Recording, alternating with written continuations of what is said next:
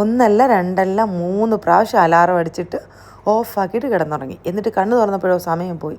പിന്നെ ഓടിപ്പാഞ്ഞ് അടുക്കളയിലേക്ക് നേരെ ചെന്ന് തുറന്നു നോക്കിയത് നമ്മുടെ ഇഡലി മാവ് റെഡിയായിട്ട് ഇരിപ്പുണ്ടാണെന്നാണ്. എന്തായാലും ഇഡലി ഉണ്ടാക്കാമെന്ന് പ്ലാൻ ചെയ്ത് മാറ്റി. ദോശ ഉണ്ടാക്കാം, കുഞ്ഞുങ്ങൾക്ക് ദോശ ഇഷ്ടമാണ്. അപ്പോൾ ലഞ്ച് ബോക്സിലേക്കും ദോശയാണ് കൊടുത്തു വിടുന്നത്.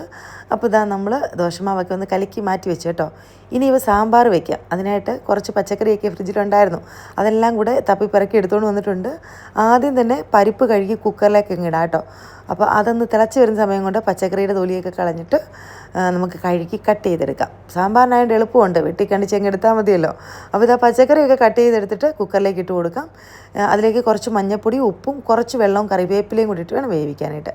അങ്ങനെ ഇതാ കുക്കർ അടച്ച് വെച്ചിട്ട് ഞാൻ ആ വെയിറ്റ് അങ്ങ് ഊരിയെടുക്കും കേട്ടോ. വേറൊന്നുമല്ല, നമ്മുടെ കുക്കർ ഒരു പ്രാവശ്യം ഇതുപോലെ പൊട്ടിത്തെറിച്ചിട്ട് തലനാരിഴയ്ക്ക് രക്ഷപ്പെട്ട ഒരാളാണ്.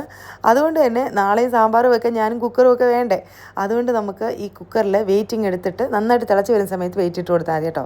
അപ്പോൾ എൻ്റെ അമ്മച്ചി പറഞ്ഞു തന്നാണ്, അത് ഞാൻ ഫോളോ ചെയ്യുന്നു. അങ്ങനെ ഇതാ കുക്കറിൻ്റെ വെയിറ്റൊക്കെ വെച്ച് കൊടുത്തു. അതിന് ശേഷം വിസിലൊക്കെ വന്ന് കുക്കർ ഓഫാക്കി വെച്ചു കേട്ടോ.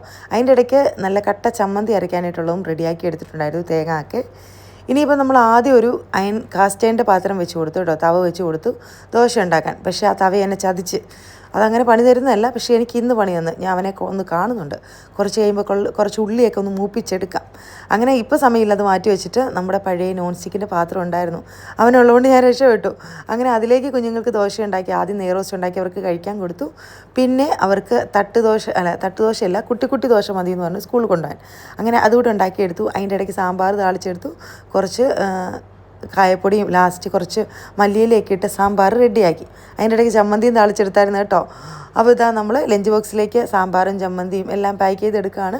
മോളൂടെ വന്ന് സഹായിക്കുന്നുണ്ട് കേട്ടോ, നേരത്തെ സ്കൂളിൽ പോകാനായിട്ട്. അവൾക്കാണല്ലോ ഉത്തരവാദിത്വം.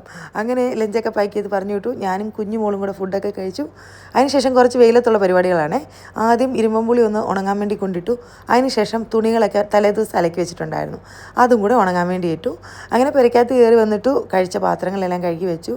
അതിനുശേഷം വെയിൽ കൊണ്ടതിന് ക്ഷീണത്തിൽ ഞാനും മോളും കൂടെ കുറച്ച് നേരം ഫാൻ്റെ അടി.